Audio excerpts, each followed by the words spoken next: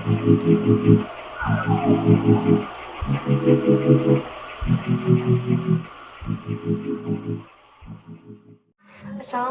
warahmatullahi wabarakatuh. Baik, sudah banyak yang bergabung nih ya.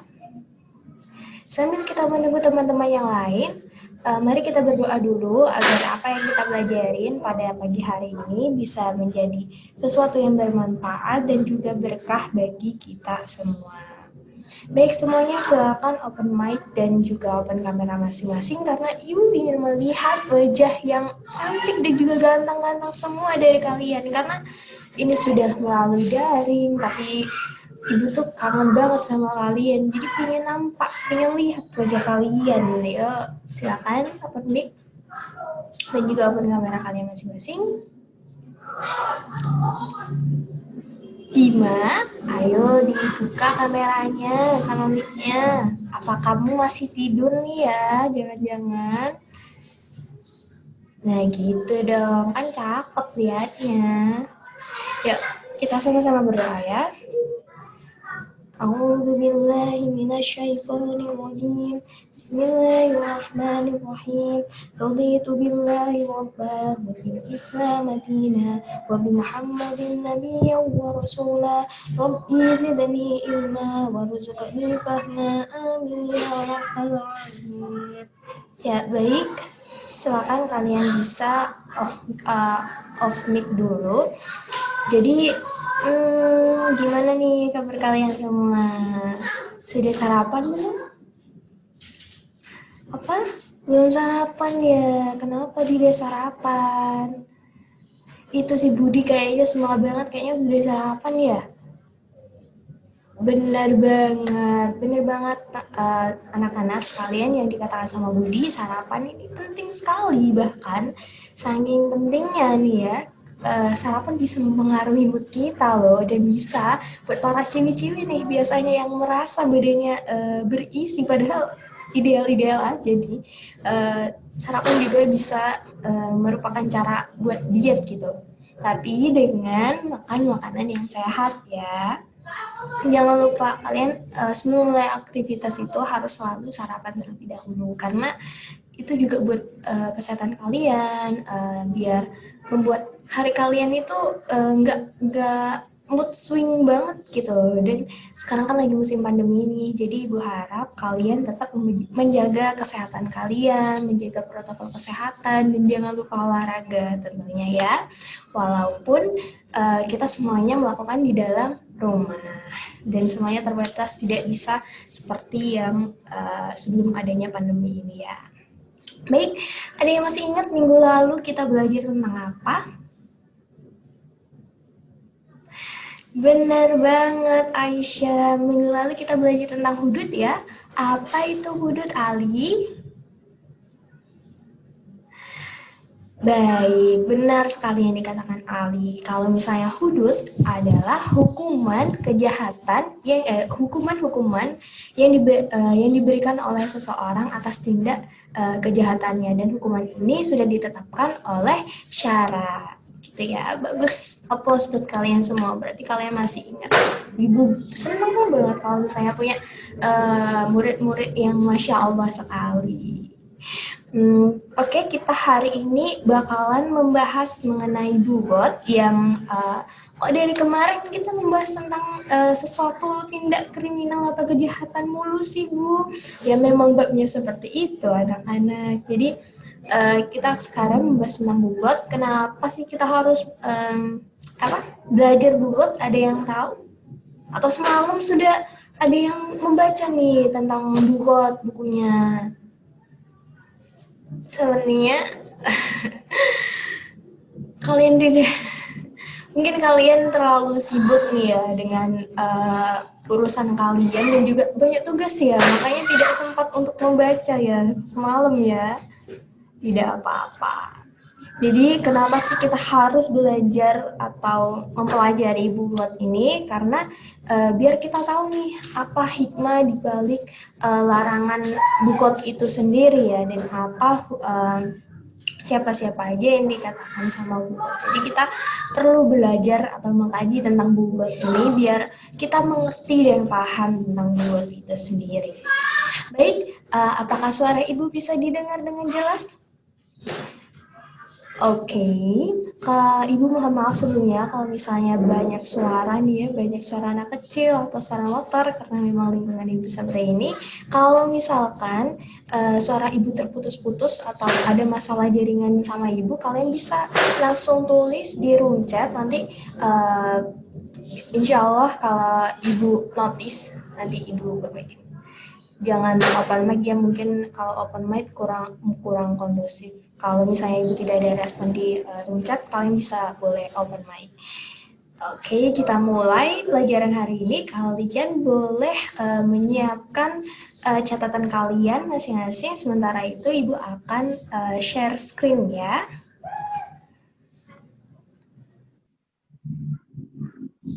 Bismillahirrahmanirrahim. Kita mulai. Kalian sudah siap semua? Baik. Oke, secara terminologi atau secara bahasanya, bugot ini berasal dari kata bahwa yang berarti mencari, maksiat, melampaui batas, berpaling dari kebenaran tali, ataupun zolim. Berpaling dari kebenaran maksudnya maksud ibu dan ataupun zolim ya. Jadi bugot itu dalam pengertian syara merupakan orang-orang yang menentang atau memberontak pemimpin Islam yang terpilih secara sah. Jadi mereka itu membangkang atau menentang pemerintah yang sah di negara tersebut. Kalau di negara kita presiden berarti dia menentang akan peraturan dari pemerintahan Indonesia itu sendiri.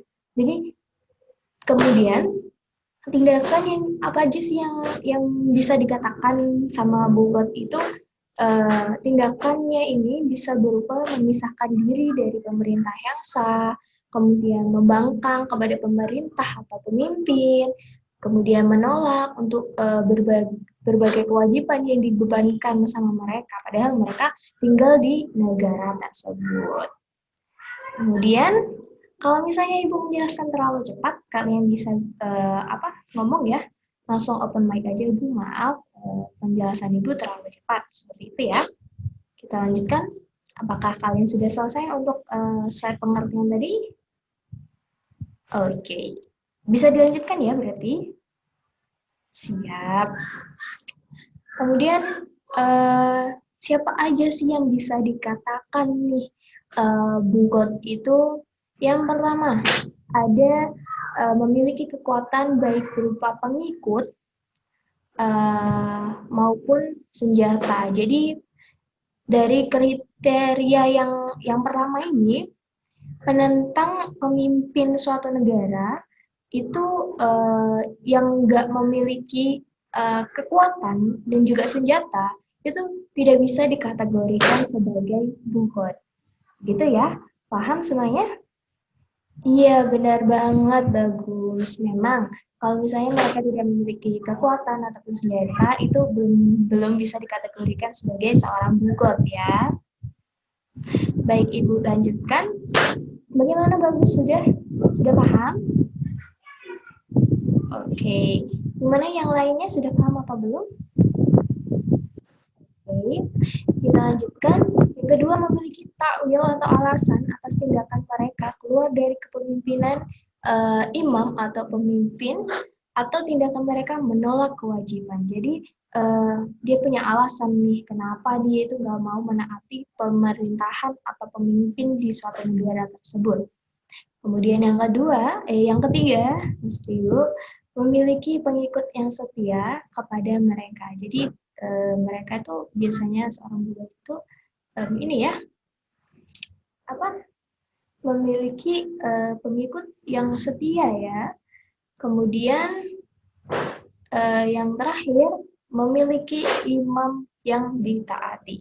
Jadi dalam satu kelompok pemberontak itu kan pasti ada yang namanya satu pemimpin, dan pemimpin ini yang mereka taati begitu. Selanjutnya ya. Jadi tindakan hukum apa sih Bu buat seorang bugot ini? Jadi gini nih, para bugot ini tuh harus kita sadarkan kembali gitu loh. Dan hukumannya itu tidak bisa langsung yang berat gitu. Kita Islam sendiri kan bukan agama kekerasan ya. Jadi kita pelan-pelan nih ngingetin mereka kalau misalnya tetap aja seperti itu, ya kita bakalan ngelakuin sesuatu yang bisa menyadarkan mereka kembali. Jadi tahapan ini tuh yang Ibu share di depan kalian ini di layar kalian, ini tahapan-tahapan nih dari tindakan hukum terhadap bugot itu sendiri. Yang pertama, kita mengirim utusan kepada mereka. Jadi tujuannya itu agar tahu nih kenapa nih dia itu melakukan pemberontakan, apa yang mereka lakukan, kenapa bisa memberontak kepada pemerintah.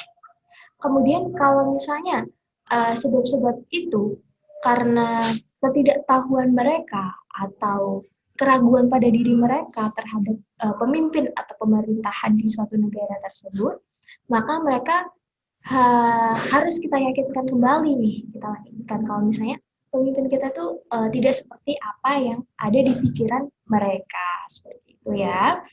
Kemudian kita yakinkan sampai keraguan atau teka-teki atau pertanyaan-pertanyaan yang ada di benak mereka ini sampai benar-benar hilang ya.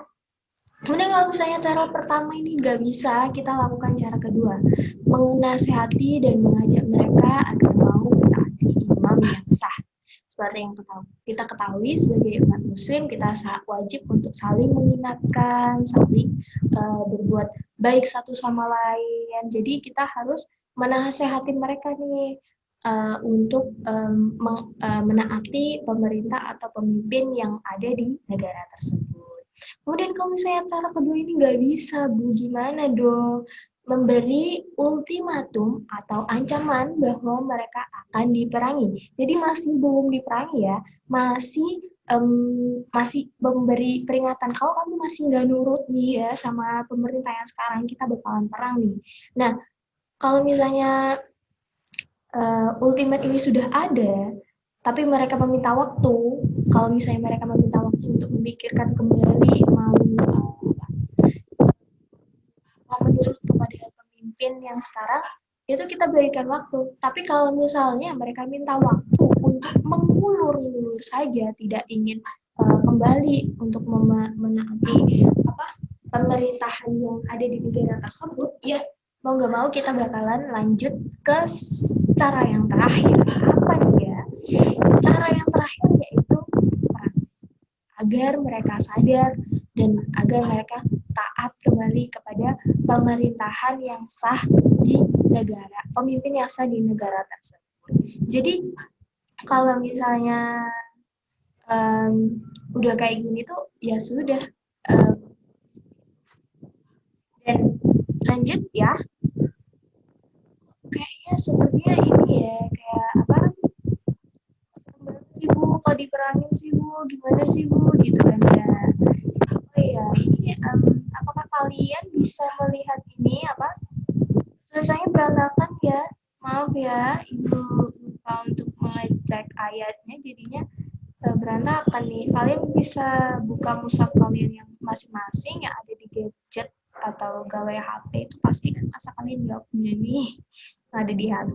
Jadi status hukum buat pelaku bugot itu apa sih Bu? Emang ada ya di Al-Quran ya? Emang ada ya di hadis ya? Ada dong, ada di dalam Quran. Kalau misalnya di Al-Quran, ada di dalam Al-Quran surat Al-Hujurat ayat 9. Yang mana memiliki arti minta tolong dong, siapa nih?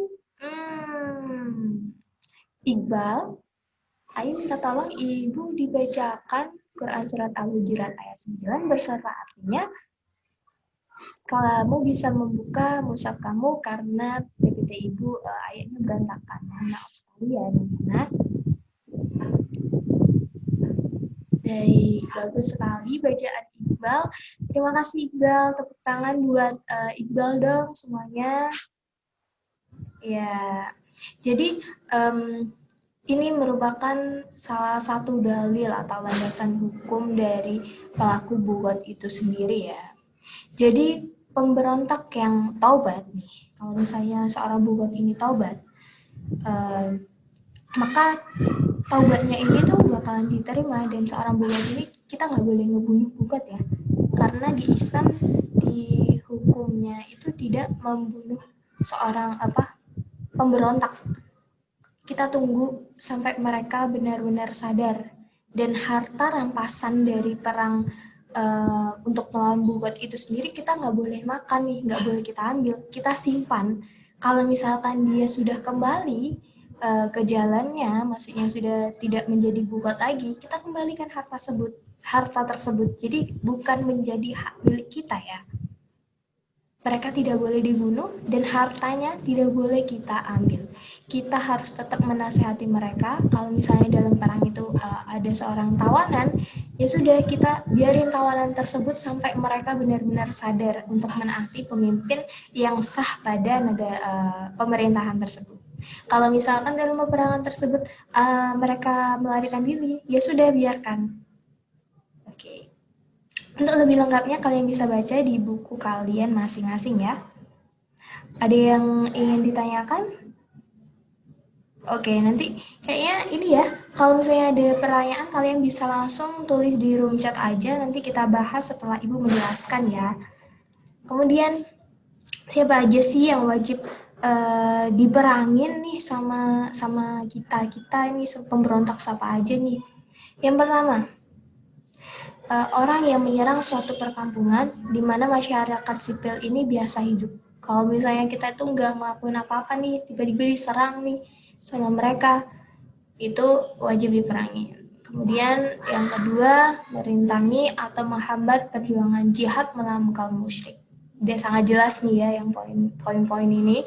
Kemudian yang ketiga, mengambil bagian dari baitul mal muslimin secara tidak sah. Kemudian yang keempat, tidak mau menyerahkan hak yang telah diwajibkan atas mereka, baik menyangkut hak Allah seperti zakat maupun hak makhluk seperti pajak, hutang, dan lain-lain. Dan yang terakhir, secara jelas mengadakan pembangkangan untuk menjatuhkan imam atau pemimpin yang telah sah dibaiat dan wajib ditaati. Ibu rasa poin-poin ini tuh sudah sangat jelas, namun ini di poin yang untuk yang membayar zakat ini oleh para fuqaha muslim, orang-orang yang mengadakan pemisahan diri dari jamaah muslim dan tidak mau menyerahkan zakat kecuali kepada sesama mereka atau golongan sesama buat mereka, menurut Imam Syafi'i mereka wajib diperangin atas dasar pendapat bahwa zakat wajib diserahkan kepada Baitul Mal Muslim. Namun dalam kaul Jadid Syafi'i berpendapat kalau misalnya mubah diperangi atas dasar pendapat bahwa penyerahan zakat ke Baitul Mal adalah sunnah dan tidak wajib. Untuk lebih lengkapnya kalian bisa baca di buku kalian masing-masing. Kalian harus tingkatkan nih literasi kalian. Yang terakhir, hikmah hukuman bagi bugot. Itu yang pertama, tidak akan mudah memusuhi atau membangkang dengan memberontak terhadap negara yang terbentuk secara sah. Yang kedua, memahami betapa hukum Islam benar-benar melindungi kedaulatan negara yang sah secara hukum. Kemudian yang ketiga, menghindarkan dari berbuat kesemena-menaan yang tidak melewati jalur konstitusi yang diakui oleh negara. Yang selanjutnya, membuat jera ke pelaku bugot. Dan yang terakhir, jika terdapat perbedaan pendapat terkait dengan pemerintahan, maka harus disalurkan dengan cara yang benar.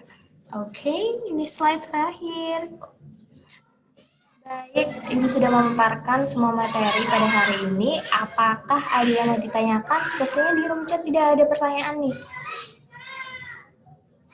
Oke, kalau tidak ada, kalau gitu Ibu barusan mengirimkan grup dan beserta tugas. Kalian bisa berdiskusi dengan teman kalian masing-masing melalui grup, melalui personal message, karena satu kelompok cuma 2 orang. Nanti kalau misalnya sudah selesai diskusinya, nanti Ibu tunjuk seperti biasanya, waktu diskusinya 5 menit dimulai dari sekarang.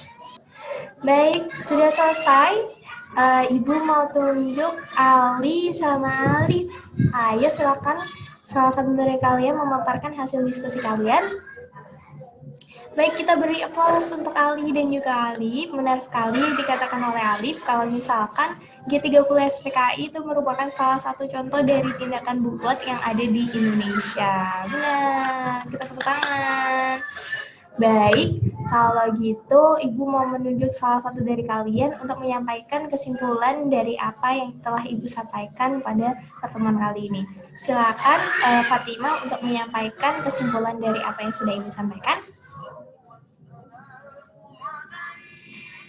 Oke, kita beri aplaus buat Fatima.